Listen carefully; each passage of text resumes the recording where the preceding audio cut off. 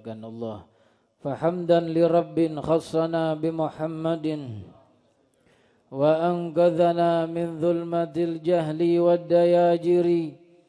Falhamdulillahilladzi hadana bi'abdil mukhtari man da'ana ilaih bil idzni wa qad nadana labbaika ya man dallana wa hadana. Sallallahu wa sallama wa baraka alaihi wa ala alihi. Alhamdulillahilladzi jama'ana fi hadzal majma'il karimil mubarak.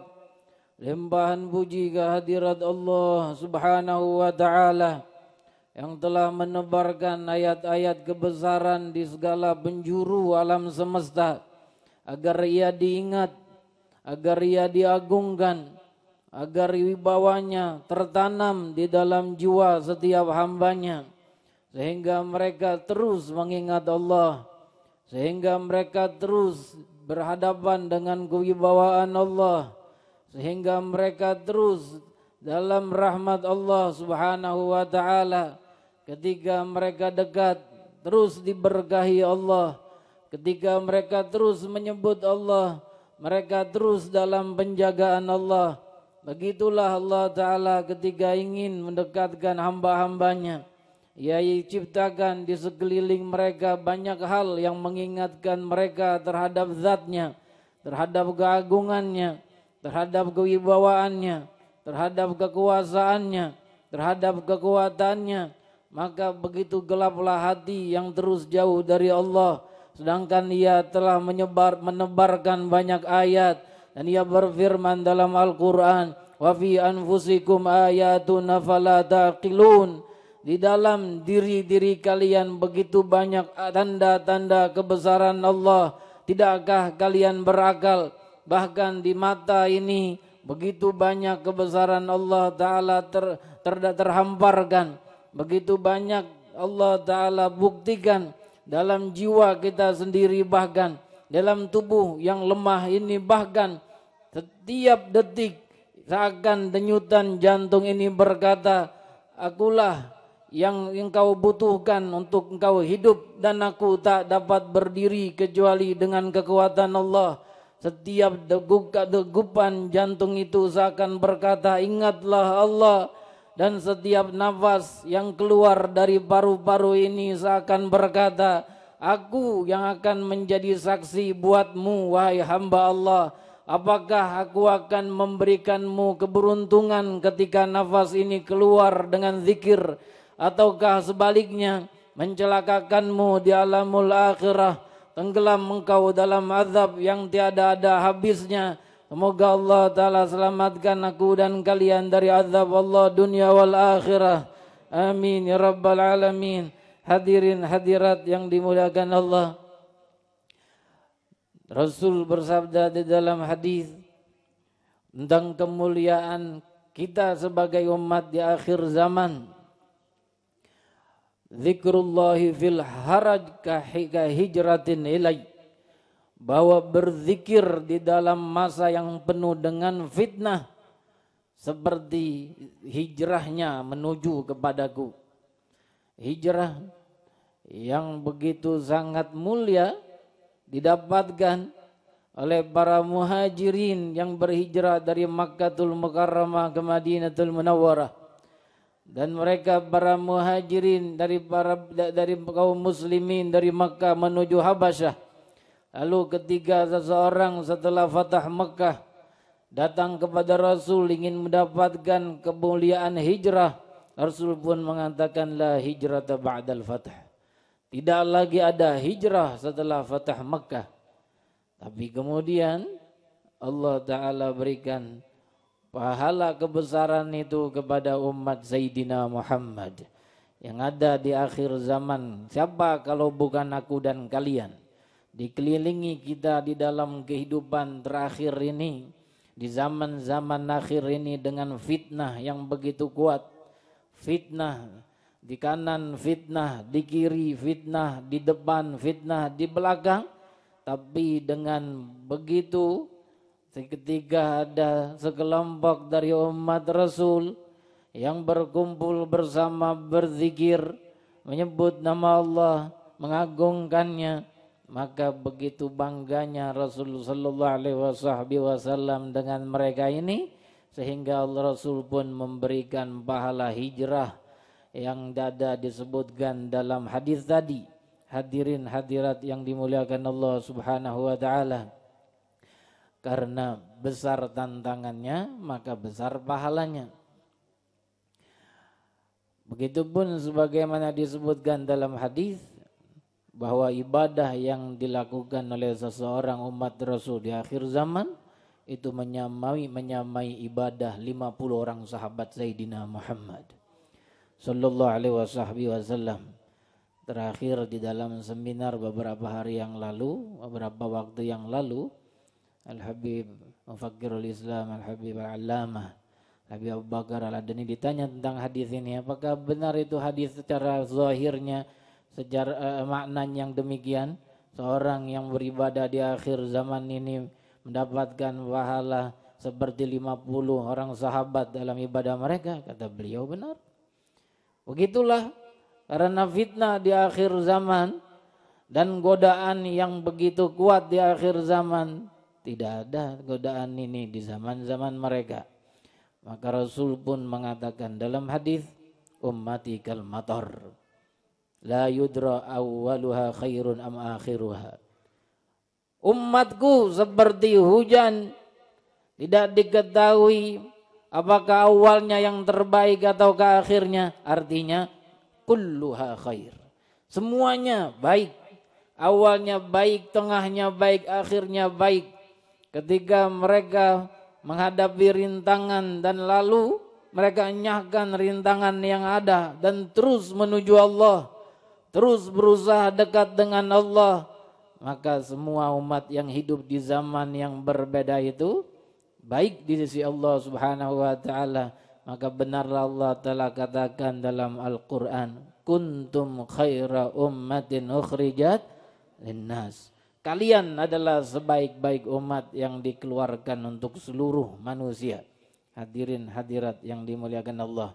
Lalu Rasul mengatakan dalam hadis yang lain, la tadkhulu ummatun minal umam al-jannah qabla an tadkhulaha ummati. Wa la yadkhulu ahadun minal anbiya'i al-jannah qabla an adkhulaha ana. Tidak ada seorang pun, sekelompok pun umat yang masuk ke dalam sorga dari umat-umat itu sebelum umatku masuk ke dalam sorga. Dan tak ada satupun seorang daripada nabi-nabi itu masuk ke dalam sorga sebelum aku memasukinya. Maka umat terdahulu minggir sebelum umat Rasulullah masuk ke dalam sorga. Kita dulu yang masuk ke dalam sorga. Semoga kita semuanya tertulis min ahlil jannah. Dan yang mendengar tertulis min ahlil jannah. Dan orang tua kita tertulis min ahlil jannah. Dan kerabat kita tertulis min ahlil jannah. Dan tetangga masjid muslimin muslimat tertulis min ahlil jannah. Amin amin ya rabbal alamin. Sebab penduduk sorga nama-nama mereka sudah ada di tangan Sayyidina Muhammad. Allah Ta'ala akan berikan nanti di yaumil qiyamah nama-nama mereka. Gak ada di situ namanya, di tempat lain berarti. Dan Allah Ta'ala katakan dalam Al-Quran, fariqun fil jannati wa fariqun fis sa'ir. Satu kelompok di dalam surga, satu kelompok di dalam neraka. Gak ada kelompok yang ada di tengah-tengah, gak kesana kemari. Dan nama-nama penduduk surga ada di tangan Rasulullah Ta'ala akan berikan nanti di sana. Semoga namaku dan kalian tertulis di situ. Semoga nama ibu bapak kita tertulis di situ. Semoga nama orang-orang yang kita cintai tertulis di situ. Amin ya rabbal alamin. Beginilah keuntungan dan keberuntungan kita sebagai umat Rasul sallallahu alaihi wasallam. Hadirin hadirat yang dimuliakan Allah. Kali lagi kita akan membahas nas dari sabda-sabda Rasul yang disalahpahami oleh sebagian kecil umat Rasul dari saudara-saudara kita. Tentunya masih berkenaan dengan pujian-pujian terhadap beliau. Apa hadisnya? Hadis la tufaddilu bainal anbiya. Jangan kalian mengunggulkan satu dengan yang lain di antara anbiya, di antara para nabi. Hadirin hadirat yang dimuliakan Allah, datang dalam Sahih Bukhari dan Sahih Muslim sebuah hadis yang mempunyai asbabul wurud. Bagaimana dibahas di malam Kamis lalu, sebagaimana ayat ada asbabun nuzul, hadis sebagiannya ada asbabul wurud. Kenapa Rasul mengucapkan itu? Apa sebabnya? Sebagian hadis ada sebabnya. Ada seseorang muslim sedang berseteru dengan seorang Yahudi. Lalu yang satu pun bersumpah. Yang Yahudi bersumpah, dalam perseteruan itu Yahudi bersumpah. Fawalladzi istafa Musa 'alal 'alamin. Demi Allah yang telah memilih Nabi Musa mengungguli atas sekalian alam. Karena Yahudi kan nabinya Nabi Musa. Maka dalam pandangan mereka dan keyakinan mereka, Nabi Musa lah yang paling afdal sekalian alam. Yang Muslim gak mau kalah, dia pun bersumpah, fawalladzi istafa Muhammadan 'alal 'alamin. Demi zat yang telah memilih Nabi Muhammad mengungguli atas sekalian alam. Maka terjadi terus cekcok, akhirnya yang Yahudi ditampar sama yang Muslim. Ditampar bibinya, mungkin udah kesel kali ini. Yahudi ngadu ini kepada Rasul. Diceritakan sebabnya begini begitu, Rasul tampung. Ya, begitu bijaksananya beliau enggak langsung putuskan hukuman, beliau tampung. Ini aduan dari satu pihak.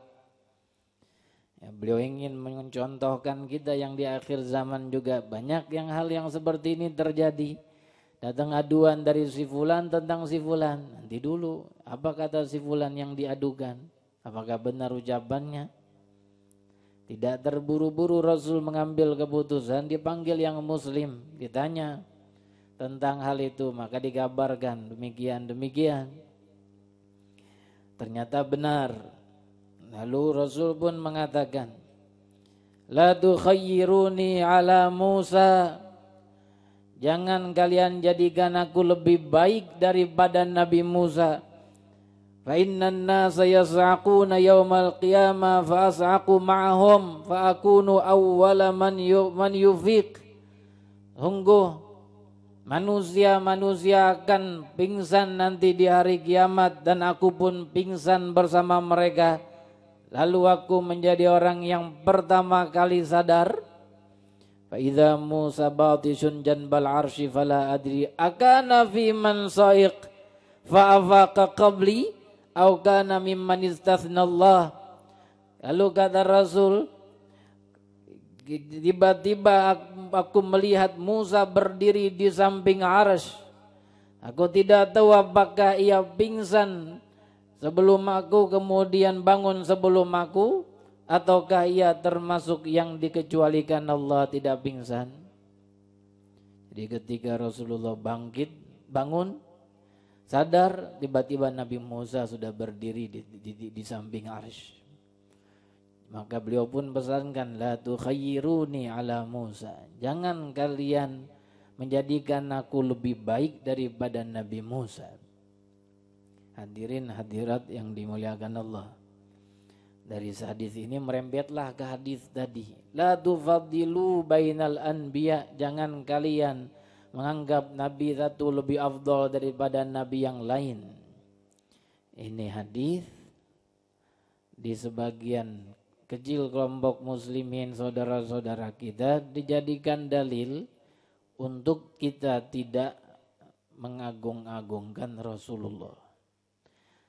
Jangan kalian puji-puji Nabi begitu. Jangan diagung-agungkan Rasulullah begitu. Tuh Rasul sendiri katakan demikian dalam hadis. Jangan kalian jadikan aku lebih baik dari Nabi Musa. Jangan kalian melebih-lebihkan satu Nabi dari Nabi yang lain. Ini jadikan dalil demikian. Padahal jelas tuh di dalam hadis, di dalam ayat. Allah Ta'ala berfirman.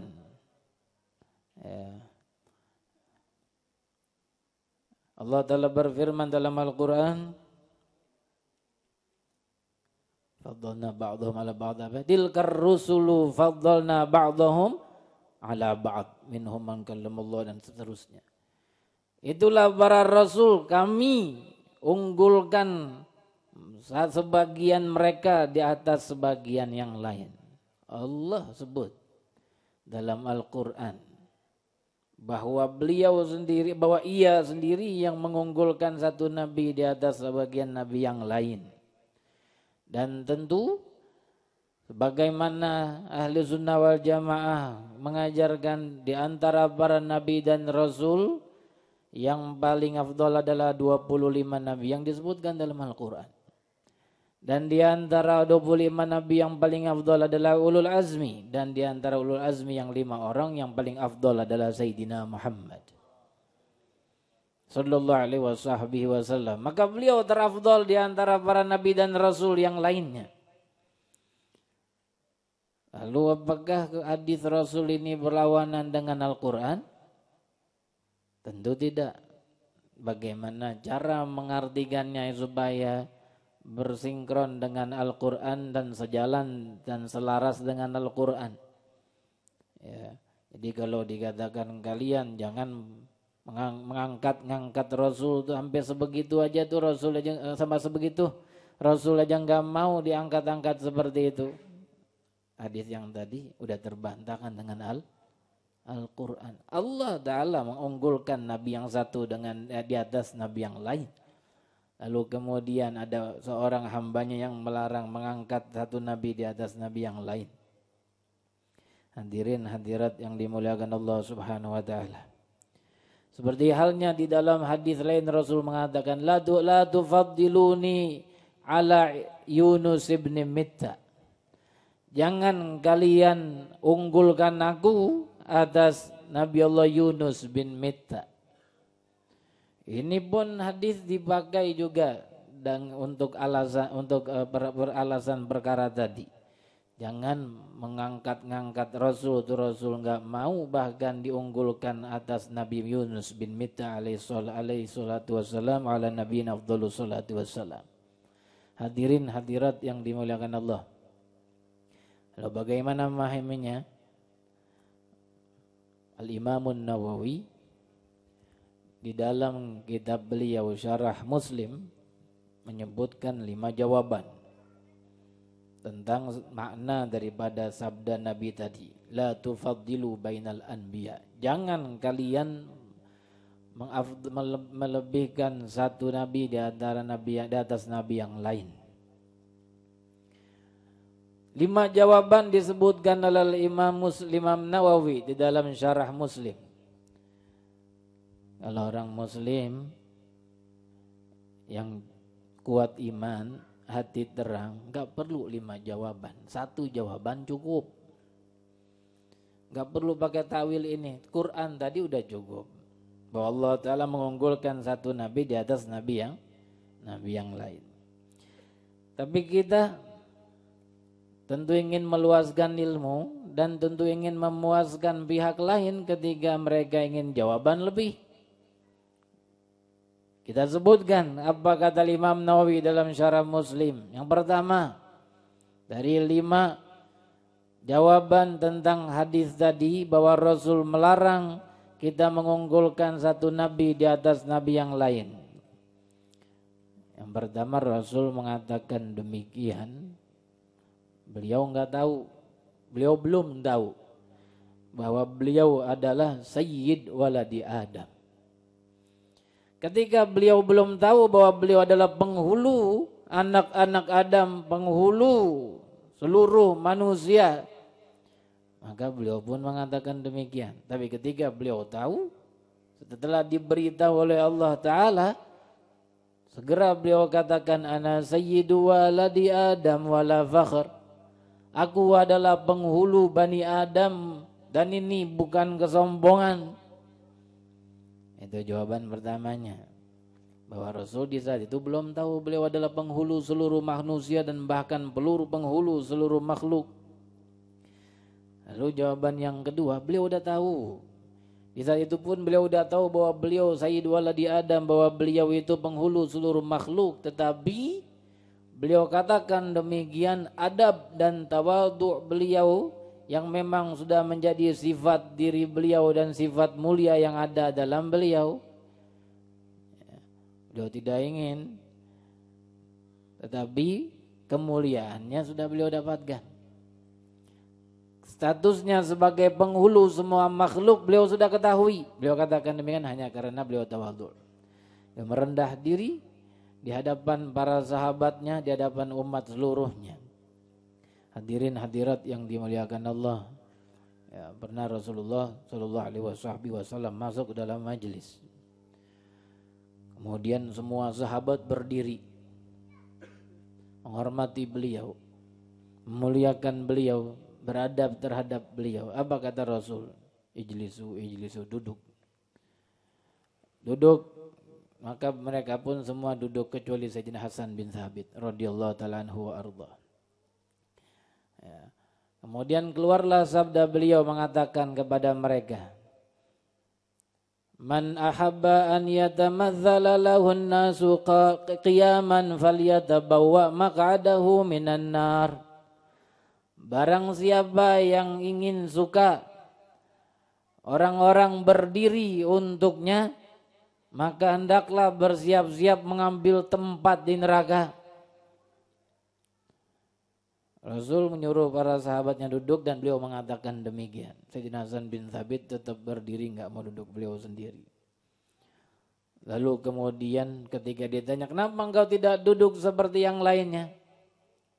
Lalu beliau kan seorang penyair. Ya, di antara penyair Rasulullah yang sangat ulung dalam masalah syair. Yang lainnya Sayyidina Abdullah bin Rawaha dan yang lainnya. Sayyidina Ka'ab bin Malik juga. Maka beliau pun spontan mengeluarkan syair beliau. Ya. Beliau katakan bahwasanya hanya orang, singkat dari syair itu, bahwasanya hanya orang yang tidak berakal ketika melihat wajah yang indah ini, wajah yang sangat indah ini, kemudian ia tidak berdiri. Hanya orang yang gak berakal, melihat wajah indah begini dia tidak berdiri. Maka dia tetap berdiri karena di saat itu terpana pandangannya dan hatinya melihat keindahan wajah Sayyidina Muhammad sallallahu alaihi wasallam. Ini yang dikejam oleh Rasul dalam hadis tadi, man ahabba, yang suka. Suka itu dalam hati, ingin banget dihormati orang dengan berdiri mereka untuknya. Ini yang dikejam oleh Rasul. Adapun kalau seseorang atau banyak orang berdiri buat kita enggak suka, tapi mereka mau berdiri untuk menjalankan adab. Misalnya seorang ulama datang ke majelis, mereka berdiri. Ulama ini tentunya tidak suka diperlakukan demikian. Tapi kenapa ulama ini biarkan mereka demikian?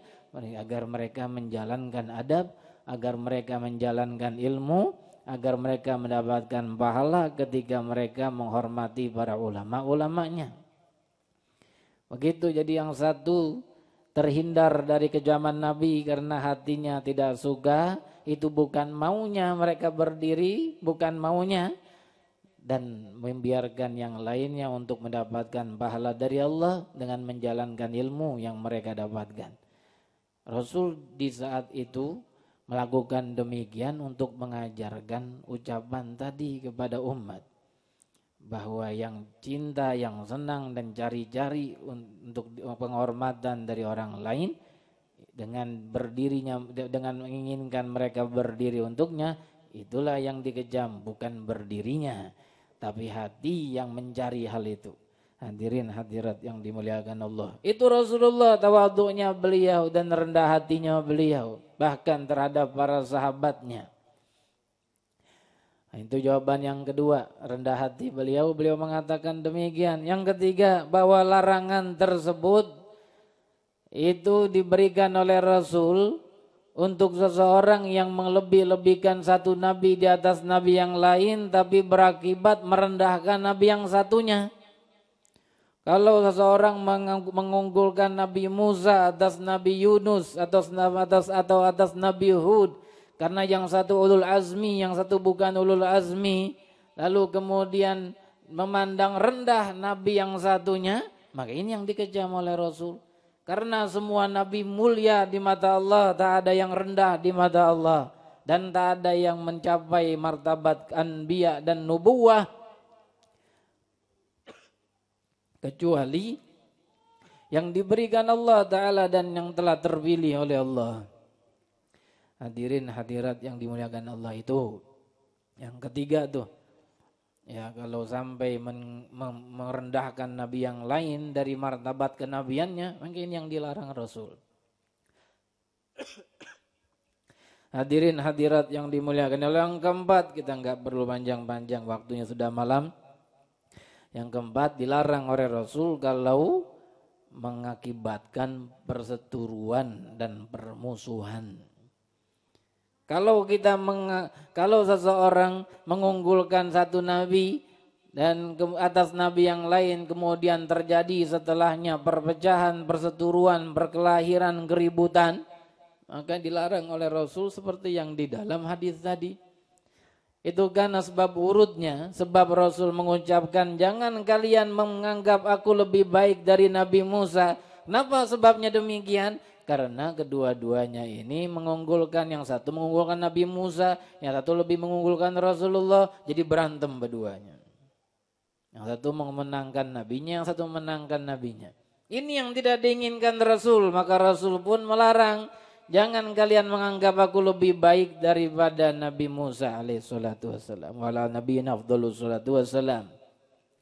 Lalu kemudian yang kelima, yang terakhir, ini ilmu semua dari Imam Nawawi dalam syarah Muslim. Kata Imam Nawawi yang terakhir, yang dilarang itu kita mengunggulkan satu nabi atas yang lainnya jika di dalam kenabian mereka. Karena kenabian dalam mata Allah Ta'ala itu sama semuanya. Semua nabi, semua rasul, di mata Allah semuanya sama, mulia. Berbeda mereka ketika kita bicara tentang fadilah dan keistimewaan. Allah berikan kepada Nabi kita Muhammad sallallahu alaihi wasallam keistimewaan banyak yang tidak diberikan kepada nabi-nabi yang lain. Dengan demikian Rasul lebih afdal dari nabi yang lain. Lebih afdal karena fadilah dan keistimewaannya. Begitupun Nabi Musa menjadi kalimullah, diajak bicara oleh Allah Ta'ala, dan banyak nabi yang tidak diajak bicara oleh Allah di alam dunia. Tidak diberikan kepada Nabi Hud atau Nabi Yunus dan lain sebagainya. Nah, dengan inilah Nabi Musa menjadi lebih afdal dari Nabi Yunus atau Nabi Hud alaihi wassalatu wassalam. Hadirin hadirat yang dimuliakan Allah. Ini jawaban para ulama bab itu. Penting kita merujuk pada ulama. Yang aneh ini di akhir zaman. Mereka ini bilang, ngapain sih bilang ngambil kata Kiai Fulan, kata Habib Fulan, kata Ustadz Fulan. Ini Quran dan hadis. Wali kepada Quran dan hadis. Gak mau ngambil ucapan Kiai Fulan, Habib Fulan yang mengambil dari para ulama-ulama yang sebelumnya dan dari kitab-kitab mereka. Ini Al-Quran dan hadis. Lalu Quran dan hadis perlu paham. Ini ibarat kata makanan, ini baru sayur-sayur mentah, belum jadi sayur asem. Kalau kita mau menghidangkan kepada tamu, saya masakin sayur asamnya, iya dikasih melinjonya mentah, sayur apa namanya tuh, kacang panjangnya mentah, ayo silakan. Apa yang mau dimakan? Gak bisa dimakan.